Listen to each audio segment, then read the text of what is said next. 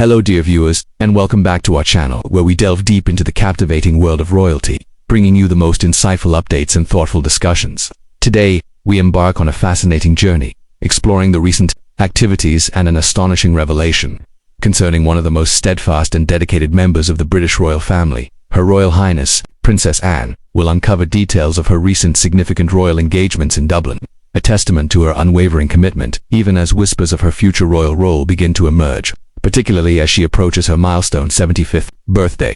Before we plunge into this intriguing narrative, do remember to like this video, share it with fellow royal enthusiasts, and most importantly, subscribe to our channel and hit that notification bell so you never miss our in-depth analyses. Princess Anne's name has long been synonymous with hard work, discipline, and an unshakable sense of duty. In an institution that has seen its fair share of public storms, shifting roles, and generational change, she has remained an unwavering constant, a figure who rarely seeks attention yet consistently commands respect. Her recent visit to Dublin is a perfect example of this dedication in action, a trip that combined diplomacy, personal passion, and subtle yet significant symbolism in ways that only the Princess Royal could deliver. It was a bright but breezy morning when Anne's convoy pulled into the heart of Dublin, making its way towards the Royal Dublin Society, the prestigious venue that plays host to one of the most celebrated equestrian events in the world, the Dublin Horse Show. For most, this was another stop on a packed royal itinerary, but for Princess Anne, an accomplished equestrian and a former Olympian, this was something far more personal. She knows the language of this world, the feel of reins in hand, the sound of hooves striking turf, the unspoken connection between rider and horse. The Dublin Horse Show, now in its 149th year, is not merely a sporting event. It is a living tradition that draws competitors and enthusiasts from across the globe. Anne's presence there was not an exercise in ceremonial duty alone. It was a return to a world she has lived and breathed since her youth. Her own competitive career, which famously saw her represent Great Britain at the 1976 Montreal Olympics, remains one of the most unique chapters in royal history, and in Dublin the atmosphere seemed to acknowledge that history. With subtle nods to her achievements woven into the day's events, those present spoke of her ease and authenticity as she moved among competitors, trainers, and spectators. There was no stiff formality. Instead, she engaged in conversation with the confidence of someone who truly understands the challenges of the sport. She asked sharp, detailed questions about competition, preparation, horse welfare, and breeding programs. There was no doubt that these were the words of a practitioner, not merely a patron, but as much as the trip celebrated shared passion and sport, there was also an undercurrent of quiet diplomacy. The relationship between the United Kingdom and Ireland has long been complex, layered with history both troubled and warm.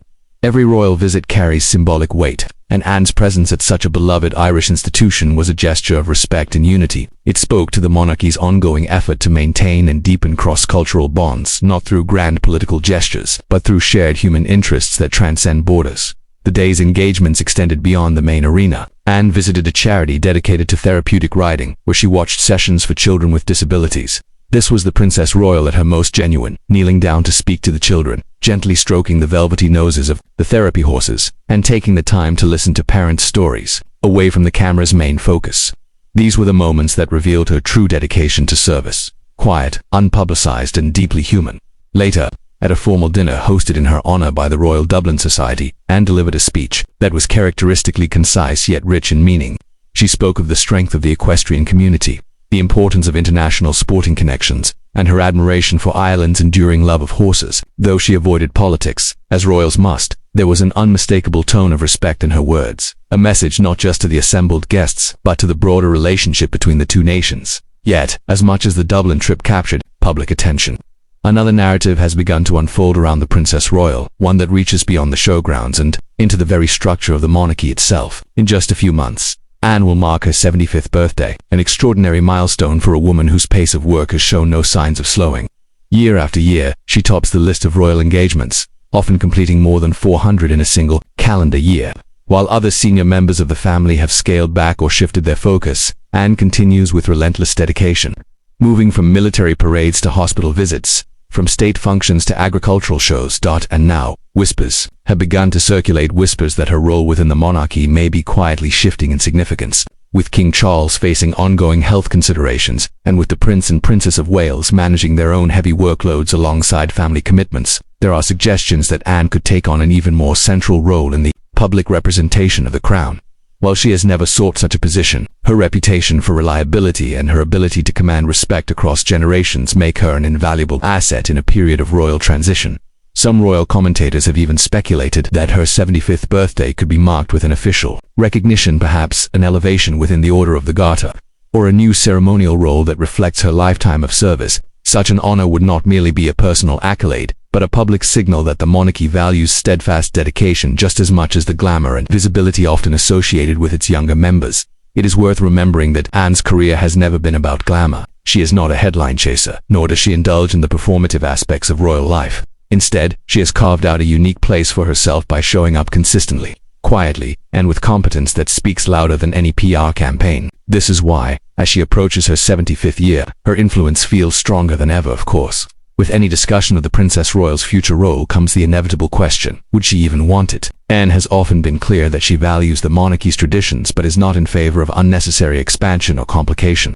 She has supported King Charles' vision of a slimmed-down working royal roster, understanding that public goodwill must be earned and maintained. And yet, the very efficiency of such a model means that those remaining in the spotlight must carry an ever greater share of the work. In this context, Anne's willingness to maintain her current pace is nothing short of remarkable. Her Dublin engagements, then, can be seen as part of a broader picture, one in which she is not just fulfilling her current duties, but also reinforcing the monarchy's image of stability and continuity. The fact that she can command warmth and respect in Ireland, a country whose historical relationship with the crown has been so complex, is a testament to her personal diplomacy and authenticity. There is also the matter of legacy. Anne has been a working royal for more than half a century, serving through the reigns of her mother and now her brother. Her reputation is unshakable, but legacies are shaped as much by the closing chapters as by the early ones. The way she navigates the next few years, balancing her traditional, understated approach with the demands of a modernizing monarchy, will define how future generations remember her role. In a sense, the whispers about her future role are less about change and more about recognition.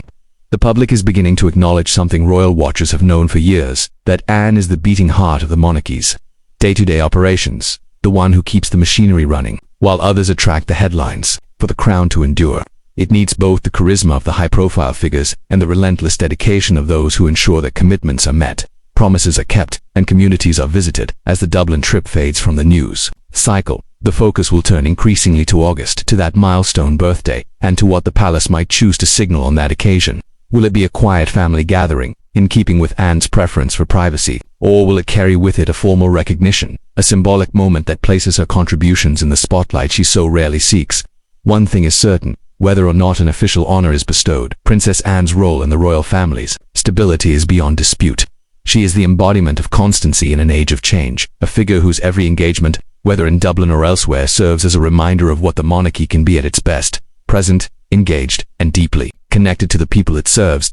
And perhaps that is why her 75th birthday feels like more than just a personal milestone. It feels like a moment for the nation, and indeed the Commonwealth, to take stock of the quiet power that has been at work all these years, not in front-page scandals or grand spectacles, but in the countless handshakes, the hours of conversation, the genuine interest in the lives of others. So, dear viewers, as we watch